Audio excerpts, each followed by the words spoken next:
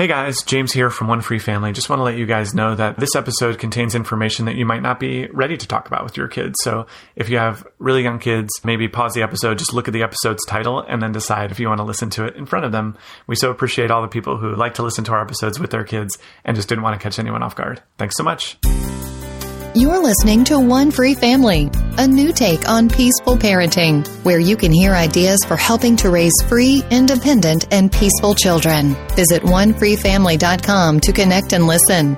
Here are your hosts, James and Taylor Davis. And we're back at long last with another episode of One Free Family. This is James. And Taylor. And we missed our recording last week because my parents were out of town and they're our default kid watchers, and nighttimes just didn't happen. Yeah, it was a rough one. I mean, it was a fine week. We just had a hard time finding time. Yeah. So we're sorry. But we're back now. Yeah, here we are. A heavy-hitting topic, yes, I would say. It is. So it's really funny. We actually had an event in our own life that spurred us discussing multiple things going on in our family, actually, that had us discussing this topic amongst ourselves. And then a few people brought discussions to our One Free Family Facebook group, which you can check out by looking for it on Facebook. And that's about sex. Ooh, I said it.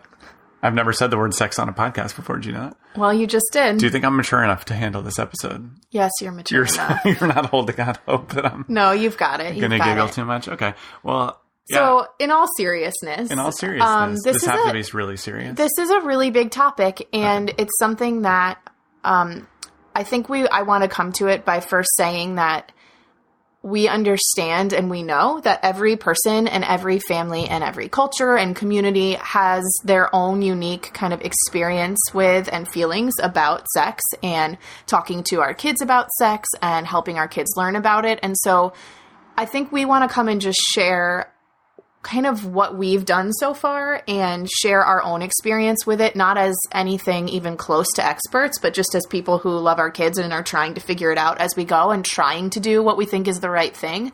So what we say might not necessarily be what you do, but I think we kind of just want to start a conversation. And if anything, if this is a topic, especially if your kids are younger, if this is a topic that you've been a little worried about dealing with your kids, like maybe this will start a conversation with you and the other adults in your kids' lives about how you hope to approach it with them. So yeah, we don't know everything, but we just are going to talk about what we think right now and what we're trying, and that might change over time. Maybe we'll come back years later when our kids are older and have some different ideas. And so for context too, if for some reason you found this episode and it's your first one you're listening to, we're coming at this as parents of 3 male children, and our kids are 8, 6, and 2.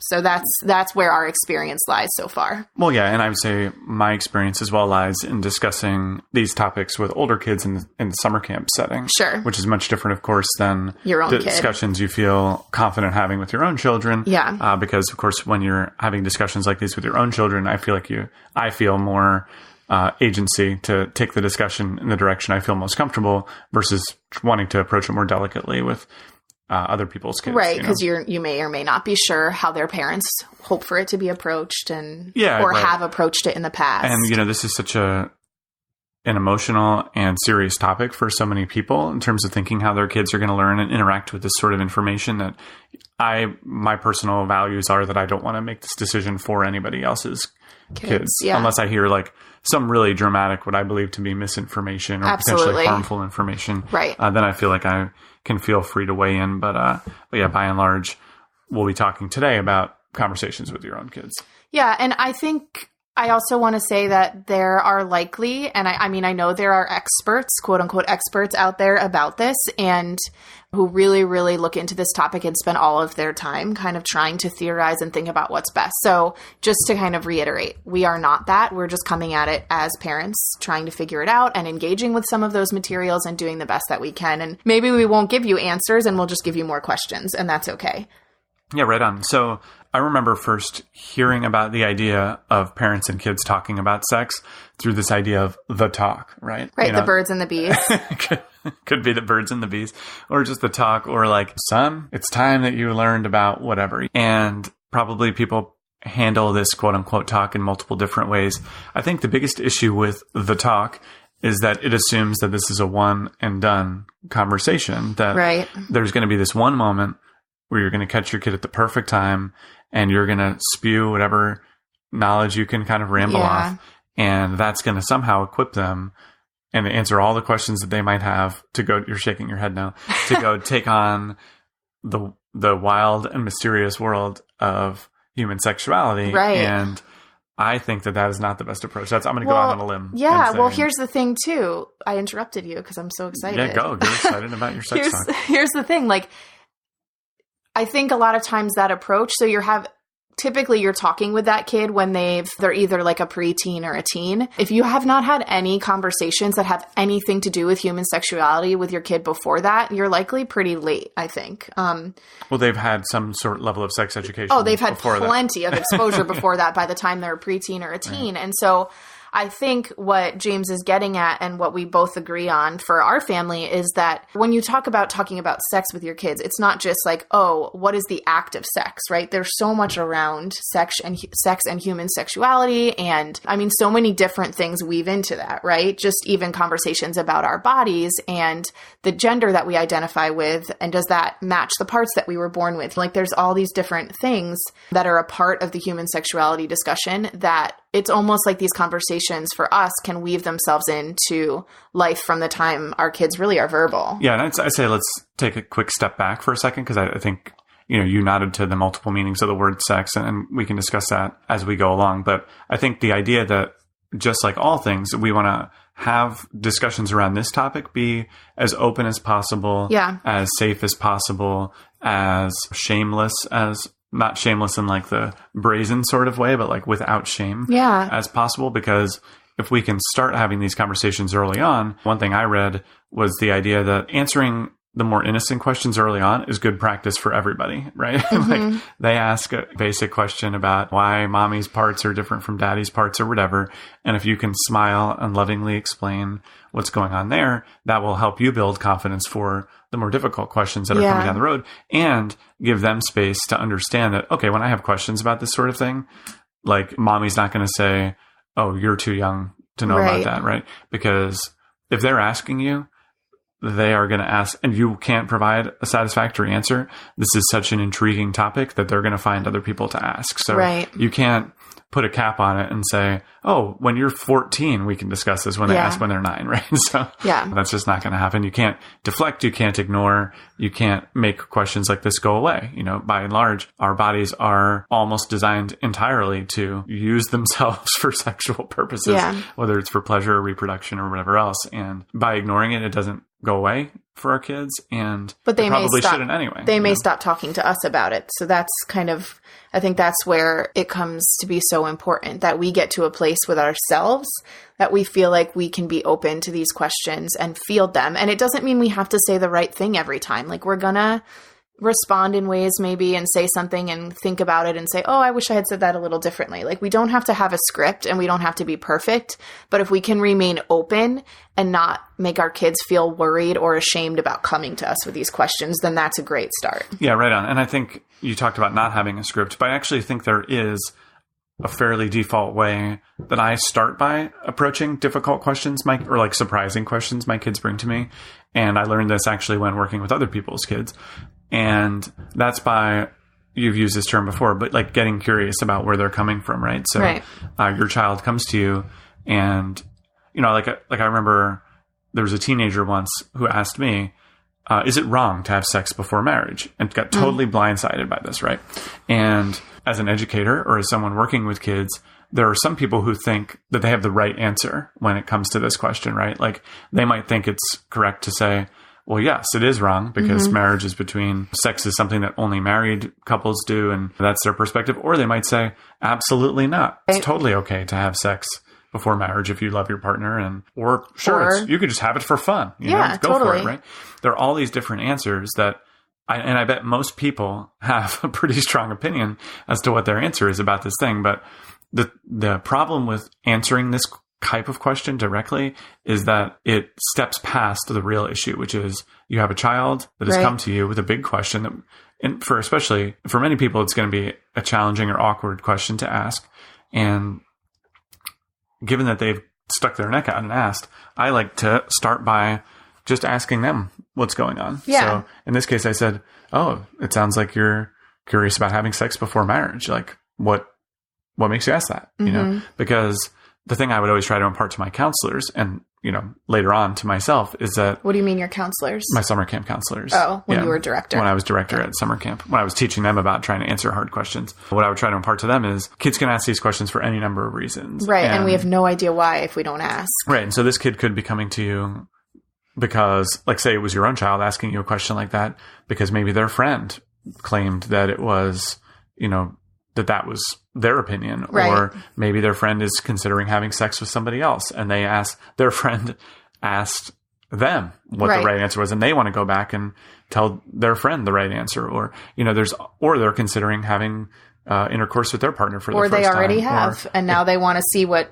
somebody who's a grown-up thinks of that. Yeah, that's right. And so, like, given that there are so many different answers to that question, I always try to be, especially, I mean, if a kid has a brass tacks practical question about how something works, like, I feel like you can kind of get into it if it's your own kid, if you feel comfortable with that. But if they're asking for a value judgment, like a moral question, is this wrong? I think then it's really good to always start by responding caring and lovingly, and then just try to figure out what's going on. Because once we can step past trying to portray ourselves as the people that know it all, we can get into the authentic conversation. Well, especially when it is a moral question or a question where, like, some sort of decision is going to be made, we can't make that decision for somebody else. So I like to think about, you know, finding out why they're coming to us with that, and then also asking them, like, what do you think? Because you'll get a lot more information that way too. Not only about maybe what they think, but about the details that have led them to ask this question. I almost, in my mind, draw a parallel to, like, how I work with I'm a birth doula. So, like, how I work with my birth clients when they come to me and say, like, something like, oh, my doctor recommended this intervention. Should I do it? And I'm never going to tell them if they should do it or not. I'm going to say, well, how are you feeling about what they've recommended? Do you have any questions about it?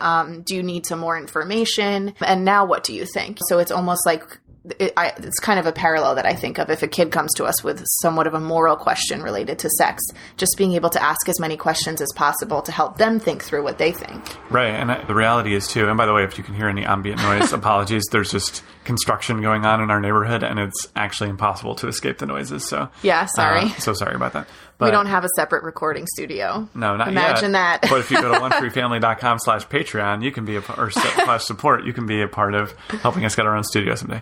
I'm mostly just kidding on that, by the way. If your kid is coming to you with a value judgment sort of question or a practical question, it's also always okay just to take a breath for yourself if you're caught off guard and say, like, let's think about that. But I think if you can train yourself to try to respond first by demonstrating that you're totally okay being asked questions like this. And even if you're trying to learn and you're still trying to explore and find your own values around something, that, you know, you just want to, I think my first goal would always be to be a person that could be asked more questions in the future. Because one thing that we know for absolute certain, I think based on, if you're listening to this, you can probably recall times where you got your own sex education, whether you wanted it or not. From the random people on the bus or kids in your class or a friend's older sibling. Media, the media. Well, these days, especially with access to the internet, these days it would look like maybe people in the chat in your game using a term that you don't recognize if you're a kid or something you find on YouTube. Google search gone wrong. Like, there's so many different ways you can encounter this information, right? And I think given that our kids today are so much better at finding answers to questions they have than we were, like, what was I going to go to the library and try to take out a book about sex when I was 12? Like, I want to be the person, I want to be the source that my kids are coming to, not because I necessarily have all the answers, but I trust myself to teach them appropriately and to hold space that's safe for them. And I'd like to think I'm still fumbling over a lot of this stuff. I'd like to think I'm going to be better than a random Google search. Yeah, and totally. I'm going to be better than asking the neighbor's kid what they think. Yeah, right? So, exactly. No offense to the neighbor's kids. If our neighbors are listening, your kids are lovely. I just assume we teach our kids about sexual topics rather than them.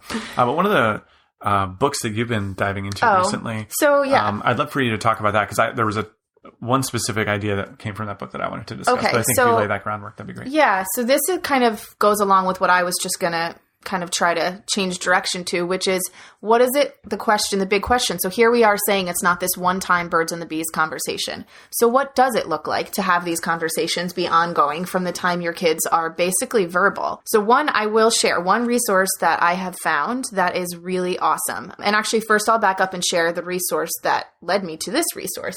And we'll send these to be put in the show notes, but I haven't mentioned this one to you, James, but there's a really great Facebook community, and it's called Raising Kids Without Sexual Shame. I've heard of that. Yeah, and actually it's run by Nicole Shapiro, who is somebody that is also a birth worker who I've met before, who's pretty great. And people can go into this group. It has quite a lot of members, I think, but people can go into this group and ask questions about the hard things that come up with their kids and get some good feedback and ideas about that.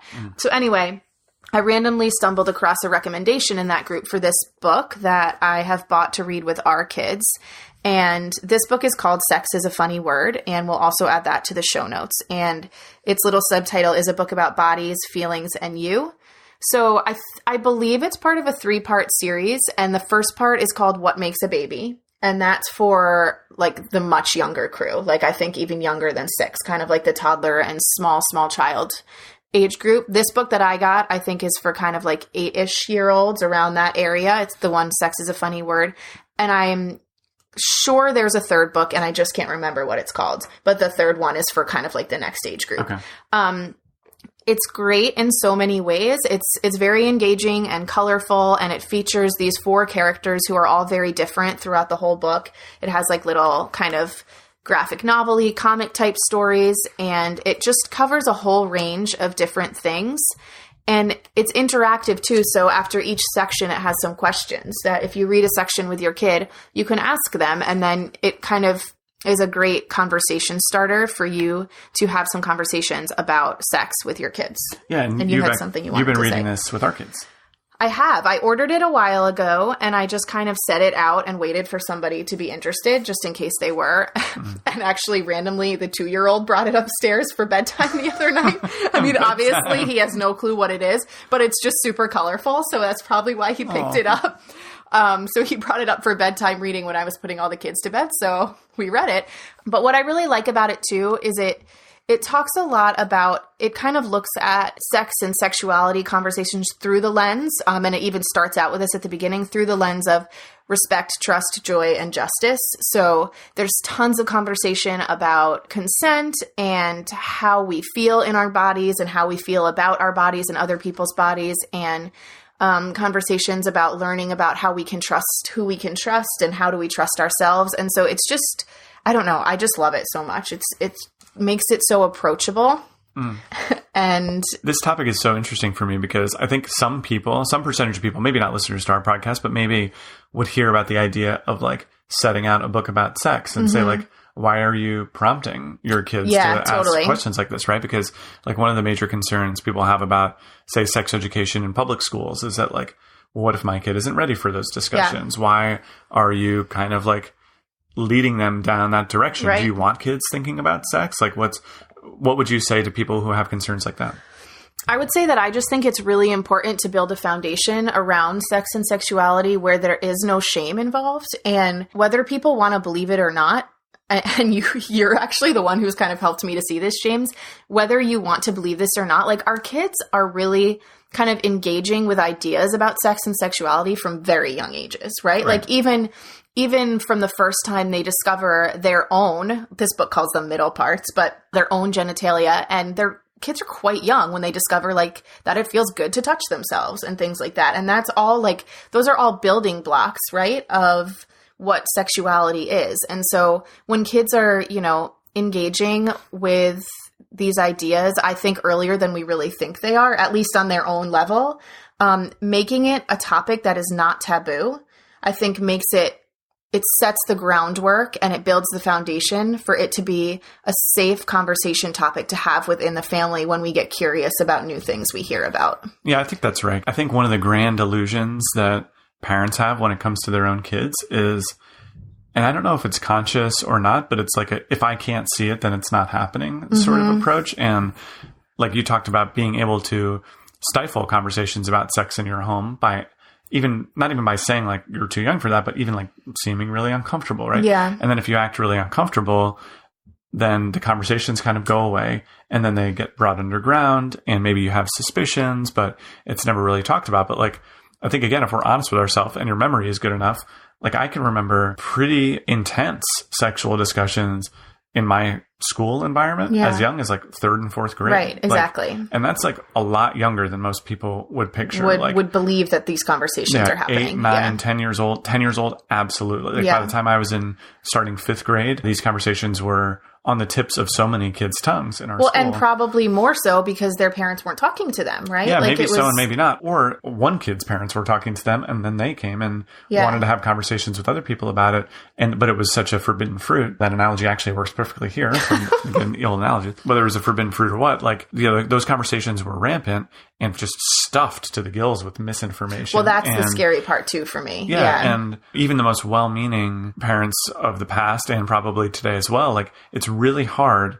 And this is something I'm still struggling with and why like this is a topic I have less confidence around than some other things, because it really is hard for me to draw the line between like so one thing I wouldn't want to do is encourage my kids to experiment sexually before they were ready. Right. And I wouldn't want my kids to reflect back sometime in the future and be like, my parents were just like all about me having sexual encounters when I was really young. Like that's not the take either, but I think it's probably just my own mind overcompensating for how the entire society I grew up in agreed about sex, which is that sex was this extremely such a private thing that you should never even really discuss it, and that it should only happen among consenting married people, probably only to have a baby. It should definitely only happen when people are consenting. Let's say that. Of course, I know, but I'm saying like these were the boundaries around sex. I agree with that boundary, right? But the boundaries around sex were like so unrealistically established that even though all the young people I knew totally ignored them, a lot of those same people had a subconscious voice telling them that a lot of those voices were to be believed, or that they were feeling ashamed of getting involved in this kind of stuff. So anyway, but I guess my point, I'm responding to my own question, which is to say, I also agree that having these conversations relatively early on kind of demystifies it in a really healthy way. I think that's important. I think we have a problem generally for a lot of people in our culture that they do carry a lot of shame around sex and sexuality. Not everybody, but that is an issue. And I think, so for me, just kind of presenting or having this topic be a safe one in our house, just like it's safe to talk about anything else in our house. And just like I would bring in resources about anything else that my kids have expressed interest in, this is what I did here. There had been some questions that had come up in the past about people's body parts and why they look different. And even questions about like, why do I feel curious about seeing that other person's body parts? Right? Like we had that conversation with one of our kids. And so being able to just bring in a really great resource that somebody else has done such incredible diligence in creating something safe and judgment-free. And also, I mean, throughout this book is conversation about the whole thing really is based in consent, right? And that's so important to me in raising my kids. I mean, we had a whole episode on consent just for non-sexual things, right? Just for how we interact with each other. So that's, I think that's why we find it's important. Well, for sure. And I think too, it can be unnerving for people sometimes to turn over, like to feel like, oh, if I let my kids engage with these ideas, what will happen after that? What if I don't agree with all of the ideas being presented in this book? I think it's okay to have ideas in your home or discussions in your home where challenging ideas are presented that your whole family has a discussion around. I mean, the other thing is, this is a big topic. Like, you can just preview something yourself before you bring it to your kids, too. Like, if you could read the whole thing by yourself, right? And then choose whether or not you want to share it with your kids. You don't have to take our word for it, because you may have a different approach than us, and that's okay. Right on. Okay, so one of the great distinctions that I saw from that book that I think is like a baseline, it's a good baseline for anyone to understand the idea of sex, should you feel comfortable having this sort of discussion with your kids, is the way sex is presented, that it has these multiple meanings, that it carries different weight depending on how it's used, when it's used. Do you want to talk about like the concept of sex being a funny word and like how we sort of can teach our kids what that word means? Yeah, I mean, I'll say first that this book actually never even goes into the details of intercourse. So it's kind of interesting the way, like, I mean, this is a whole long book all about sex, and it never even goes there because it's kind of, I think it's trying to answer the questions that a certain age group would have. And so before I answer your question, James, I do want to mention, like, one approach that I take with our kids when they come to me is if they have a certain question related to sex, I'll answer their question and I'll answer follow-up questions, but I won't really offer them a ton more than they're asking for, because I think that can just, like, too much information is just overwhelming. Well, and that's actually kind of follows in line with our approach to teaching other subjects as well. Right. I let them kind of, right? Yeah. I mean, and I know that might sound kind of weird when we just said, like, we're bringing in these resources and wanting to make sure it's discussed, but I think we're always kind of discussing it. Like, I wouldn't have had this, I don't think I would have, like, presented this or bought this to have in our house if nobody had yet ever asked a question, because it is definitely geared towards, like, 8-year-olds and 7 and 6-year-olds maybe. Well, also you're going to know.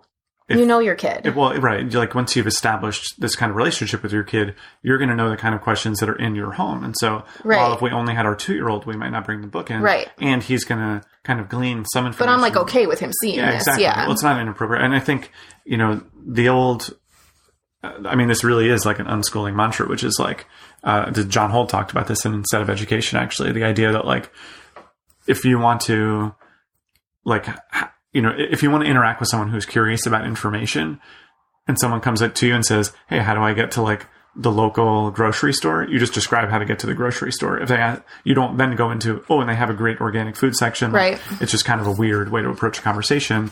I think conversations around sex can be the same way, because oftentimes, again, if it's not an emotionally loaded issue, your kid might just have a one-off question. Mm-hmm. Why do that person's parts look different than my parts? Or why does a woman's breasts grow bigger than a man's usually? Or it's okay just to kind of answer those questions and stand there like, if you have any other questions, I'm available. And then move on. Yeah. But I'm going to answer the question I have. Okay. I had before. Why don't you go ahead and answer it? I sure did. Which is okay. But because oftentimes the way, like, sex ed, people talk about this idea of sex ed, they're specifically teaching kids, and this is a distinction I saw as well on a Psychology Today article, they're specifically teaching kids about how babies are made, right? They're teaching this part sex goes there. As reproduction. The sperm finds the egg, and the baby grows inside the mother's womb, and they think they've kind of covered it. Yeah, I mean, and that's important information to teach. Yeah, for sure. But I think it ignores and can lead to confusion around all of the other ways. I mean, I think it's pretty safe to say that 999 times out of every 1,000 times that sex is had, intercourse is had, that it's for pleasure. Consensual, yeah. Right. Yeah. That it's for people just feel like doing it and without the intention of creating a baby. And the fact that that's never mentioned basically to kids, that the conversation isn't had, that a lot of times people just feel like using their bodies in these ways. Yeah. And it feels good to them. And you can, of course, discuss the risks and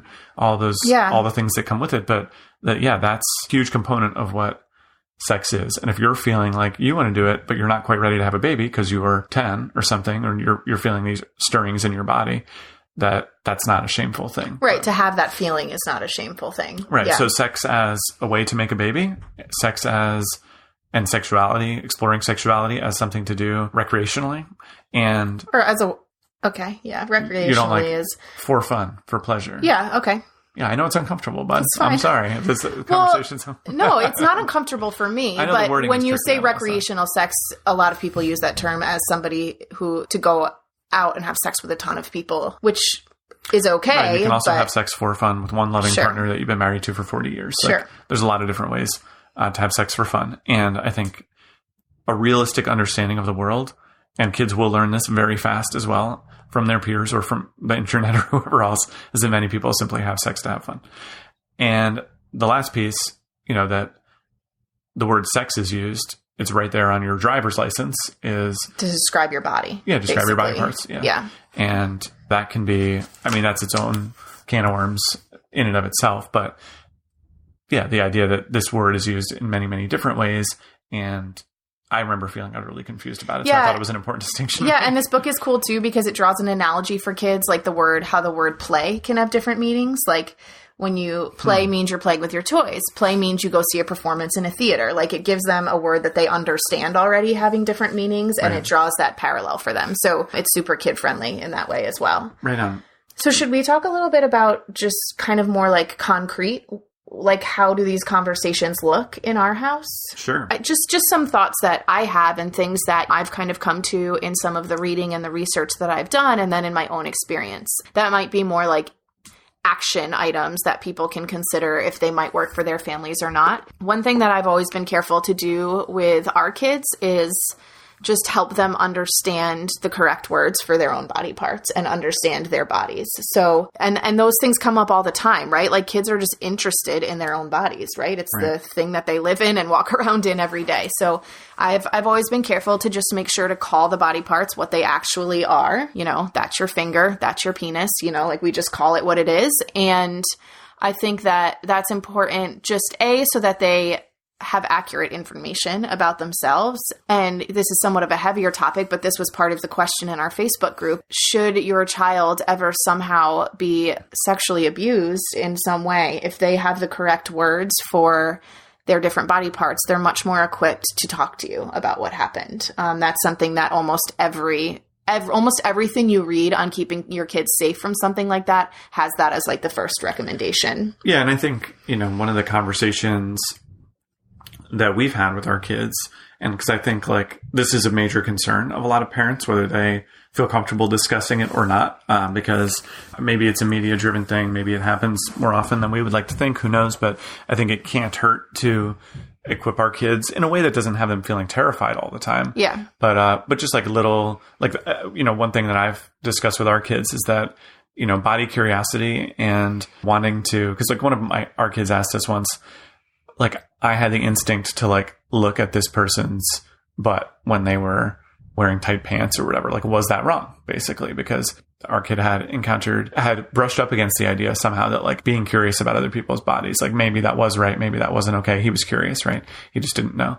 And I discussed with him how it's a very natural instinct to be curious about other people's bodies, and it might not make someone feel comfortable if you were sitting there staring at their body. And I also just threw out, you know, when people are curious about other people's bodies, one thing that is never really appropriate is for an adult to be curious about wanting to see a child. Yeah, your middle parts or your parts that are covered by a bathing suit. Yeah. And so if you ever have an adult seeming curious about that, that's a good time to come just let us know. And yeah, that's kind of the way we've had those conversations. It's like as they come up, and I think if they never came up, I still would have been sure to somehow mention it. Right. But yeah, as these things come up, to kind of just like not make it a huge, heavy conversation for us. That's how we've approached it. But to just make sure that consistently they're hearing the message of like a grown-up shouldn't be asking you to show them or to be able to touch or to touch them maybe in those private areas. Right. And yeah, we talk about like how, I used to help you when you were little, like when you would go to the bathroom, and that's okay. And we talk about situations where like it might happen, and those are very few and far between.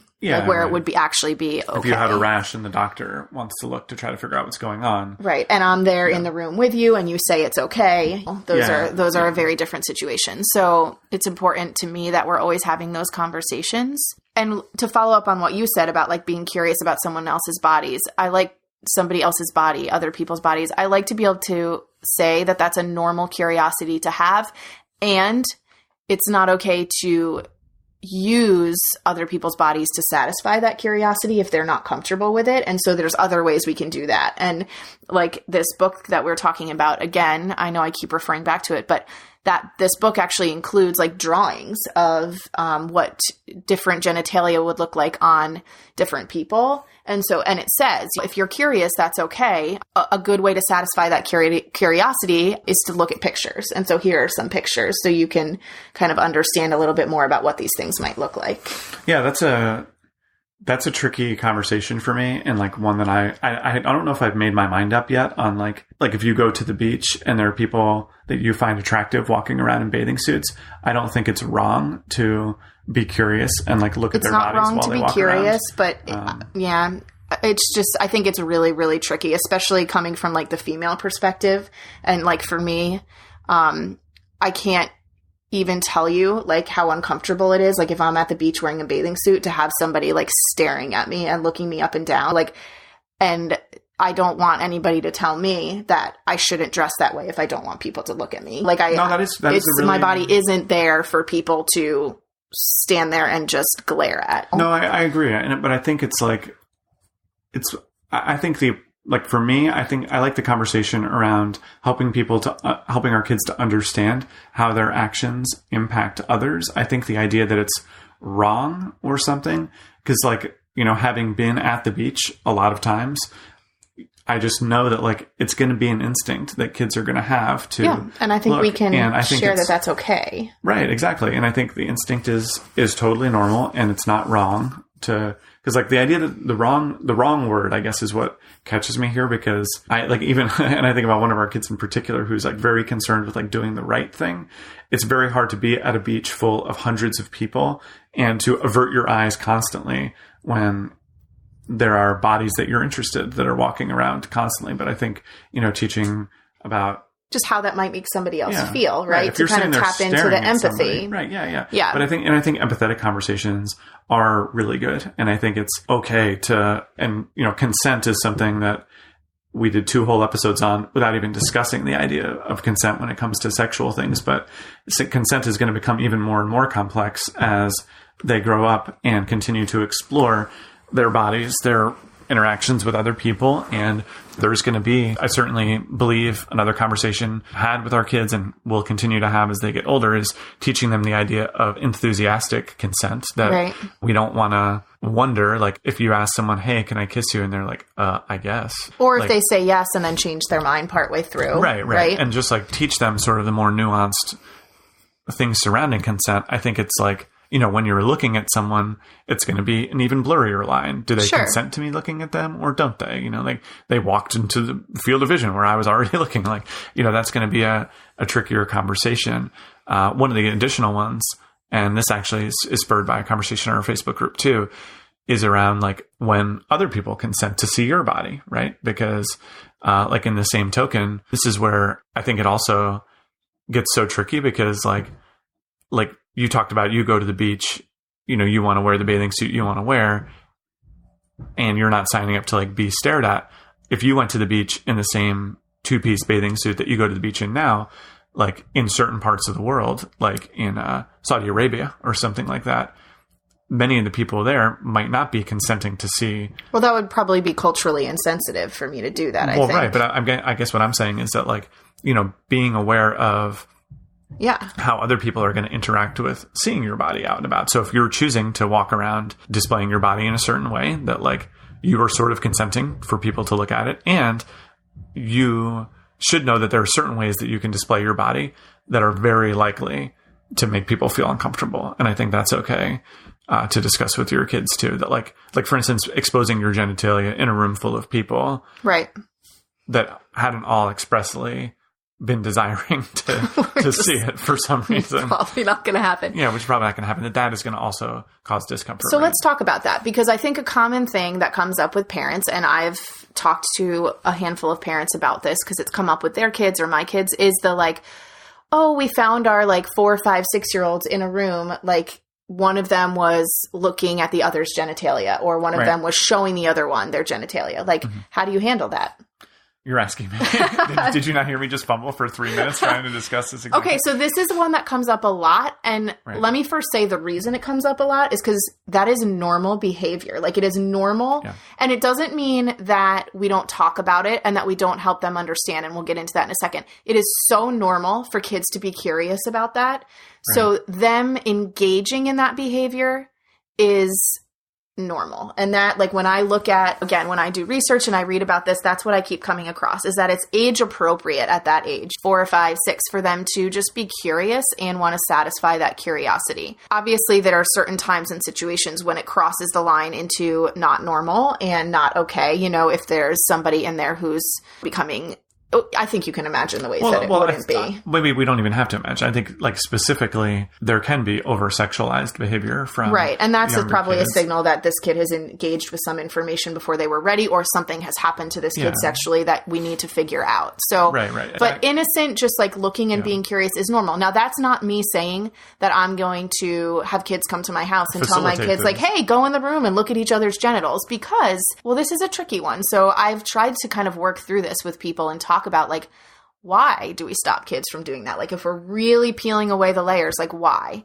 The best answer that I can currently come up with, and I don't know if it's good enough, is that the way I would explain it is like we kind of have this cultural agreement in our culture that we just don't go around showing our genitalia to other people. Some people show their genitalia to other people, though, like consensually. Yes, but we do have a cultural understanding that kind of kids aren't doing that. And I know you think this is tricky and you're looking at me weird. And I think for me, the best kind of reasoning I can come up with in my mind is that because kids don't have like a full understanding and grasp of all of the nuances and the things that come into sexuality and sex, that they may not have enough understanding to even be able to consent to that. Like that's something else that I've read, that they just don't have a deep enough level of knowledge and real understanding about these things to be able to give good enough consent to being shown somebody else's genitalia or showing their own genitalia when asked to somebody else. I think the major complicating factor there is actually how that kid could feel as innocent and curious and not affected by the situation in any sort of like traumatic, like, sure, because like when you think totally. about not being ready to consent to something, I totally agree. Like when it comes to, for instance, like actual sexual interaction, completely. When it comes to like the discussion around showing each other's body parts, I think in many cases, somebody else, they'll say, hey, me and this other kid were doing whatever. And then that person will have some huge emotionally laden, you did the wrong thing response. And that is where the shame would come in. And that's when that kid would start to feel really like, really, really upset. And I think like, given that that's fairly likely actually to happen, it's very reasonable to not facilitate those sorts of interactions, like between your kids and kids that aren't your own. Right. And so, yeah, like I will say you've had really open sexual discussions with, and you're very comfortable knowing their values. And yeah. So I will say like when encountered with that situation, I would personally, this is just where I'm at now, like I would stop it. But I would try to do it in a way that doesn't lay shame, and I would talk to my kid about how it's okay to be curious, but we're not sure, when it comes to our more private areas, if that really feels okay for everybody. And that's just something that we want to be careful about, making sure that everybody feels comfortable. Yeah. When I encountered a situation like this with one of our kids, the discussion I basically had was one of very possible that the other kid didn't understand. And I wouldn't want the other child, to feel pressured to certainly take their clothes off. That again, that enthusiastic consent thing is really, really important. You never want to be persuading anyone, or tricking, or trying to trade convincing, if they don't understand, that they don't want to take their clothes off. And likewise, it can be really hard unless someone asks you to see your genitals, basically, that to know for sure that they really want to be involved in that as well, and that is also tough. And, offering that up could put someone in a very uncomfortable situation. Yeah. And this is one I'm not at all confident in my answers to this. I think a lot of my answers to this also are very driven from how the rest, like how other kids' parents would get involved in this situation, how society as a whole might view me. I don't know if that's the best lens to view these situations. I imagine that hundreds of years ago, thousands of years ago, people were probably just looking at each other naked all the time, and it wasn't that big a deal. I can also view empathetically, like, because sometimes people wonder, is there something wrong with my kid if they get involved in this? So you mentioned it being normal. I think a good analogy here is like, imagine we were all dropped on an island, and for like during our waking hours, we all wore masks and couldn't see each other's faces. And then like, you'd probably be pretty curious to see the person's face, right? And if they took the mask off, it would be really intriguing, and you would really want to know, like, oh, wow, all these faces are different from mine. Like, you would have such little interaction with it that, of course, you would be curious about it. And I don't think you have to worry that your child is the over-sexualized predator. No, again, I think spurring these sorts of if it's a simple matter of just curiosity at that age, I really feel like it's not alarming. It's something worth talking about with your kid and kind of moving through, but it's not alarming. Yeah. And I think, the other thing that I did express in that moment, and I'm not sure if this was right or wrong too, but that like, it probably wouldn't be aligned with other parents' expectations when they send their kid over. Yeah. That their kid would then be disrobing and being totally naked in front of people in our house. Yeah. And I think that's like, whether that's right or wrong, it is a realistic expectation. And I think like, whatever my own values are about sex, like I don't want to put my kid in a position where they are losing relationships or, totally. In a tough situation, because they're also not going to fully understand. And it just couldn't hurt to probably err on the side of consideration for others when it comes to, being totally naked in front of them or asking them to be naked in front of us. Right. So that was a tricky one.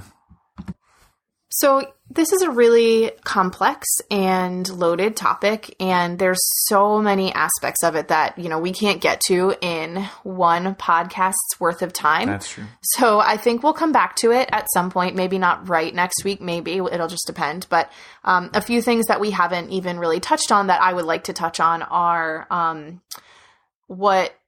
how do we handle our kids touching themselves, right? And masturbation and things like that, because those are all things that come up for a lot of people.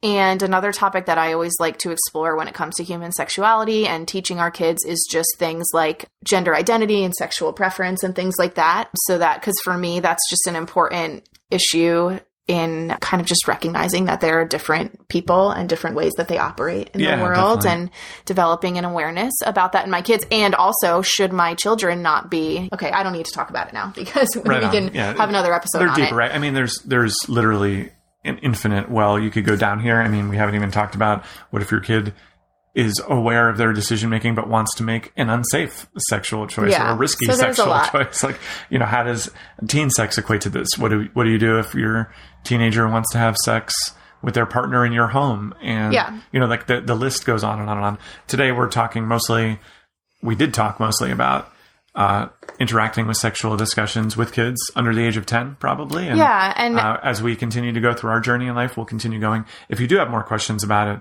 do feel free to ask them in our Facebook group. It is a really supportive, non-judgmental place. Check out that Facebook group that Taylor mentioned, Raising Kids Without Sexual Shame.